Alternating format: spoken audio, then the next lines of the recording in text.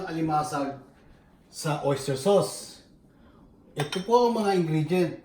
Ang ginawa ko po sa alimasag, biniyak ko po sa kalahati. Ganito po ang sukat. Ito'y katamtaman lang po ng sukat. Bali nyo, 6 na pirasong malalaki. Kaya kung titignan nyo po, mukhang marami.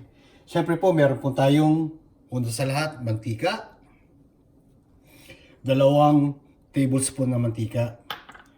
Siyempre, meron po tayong 2 piraso po ng bawang. Ang hiwa po ng bawang, yung maliliit, hindi ko po pinisayan. At siyempre, meron tayong luya. Ang hiwa po ng luya, parang 1 inch ang luya na pahaba na ganitong sukat. At siyempre, meron po tayong 1 cup of water. Meron po tayong 2 tablespoon ng oyster sauce. At saka meron po tayong 1 tablespoon ng soy sauce, which is the regular sauce kahit na ano.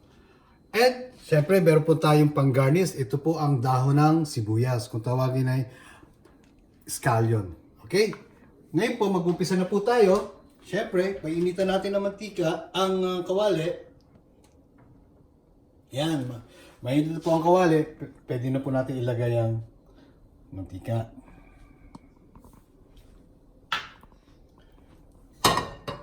Yan. Alam nyo, itong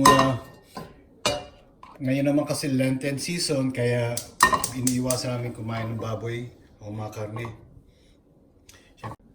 Ito po, mainit na ho yung kawali. Pwede na po natin ilagay yung bawang.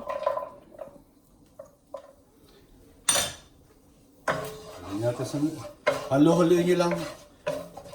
At pagkatapos po, pwede natin ilagay ang luya. Hintayin po natin na mamula po yung bawang sa luya.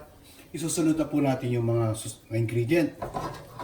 Ako, magugustuhan po ito ng mga anak ko dahil, again, nasabi ko sa inyo, Lenten season, iwas-iwasan namin kumain ng mga baboy.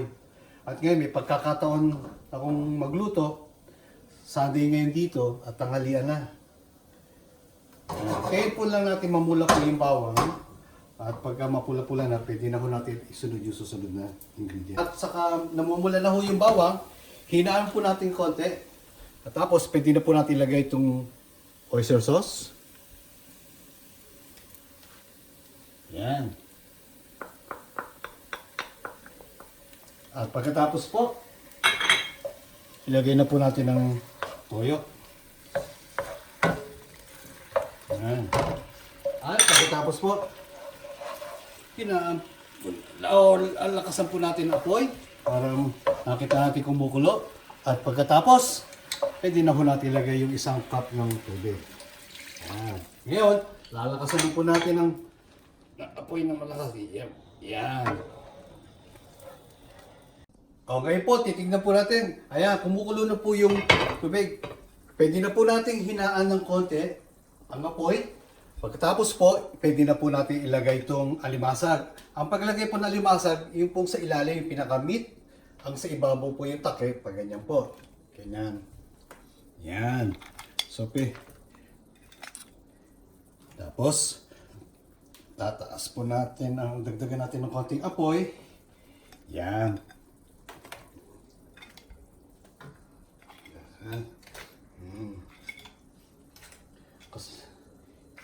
Po, yan. Iba, pinipili po ko lalaki, babae na alimasag. Ako, kahit na ano, basta ako, ano. Ngayon, lalakasan po natin at ang apoy, tatakpan po natin ng mga 5 minutes, 10 minutes. Pwede na po natin hinaan. Parang simmer lang po yan. Or, depende po, pagka medyo kumukulo na po, bawasan po natin ang apoy ng 15 minutes. Ito po, ngayon po, titignan po natin. Ayan, luto na po. Ayan, madilaw na. Tignan po natin. Ayan, kumukulo na po. Pwede na po natin patayin. At, tignan po na. Ayan, pwede na po natin ihain yan. Siyempre po, papakita ko po sa inyo ang paggamit po nitong scallion pag-serve po. Yan, siserve na natin. Yan, sige, naku, matutuwa ang may bahay ko nito. Ngayon, lalagyan muna natin ang sauce. Pagkatapos po natin ilagay ang sauce, kunin po natin ang alimasag. Pag-serve po natin sa alimasag, ganyan lang po.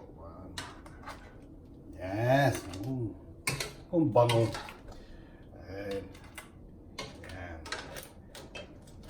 Ganyan. Ngayon, lalagyan na po natin.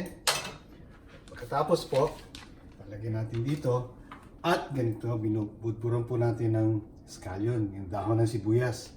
Diba? Yap. Ngayon, lagyan po natin, dagdagan po natin ng cottage sauce para magandang tingnan. Ay, nako.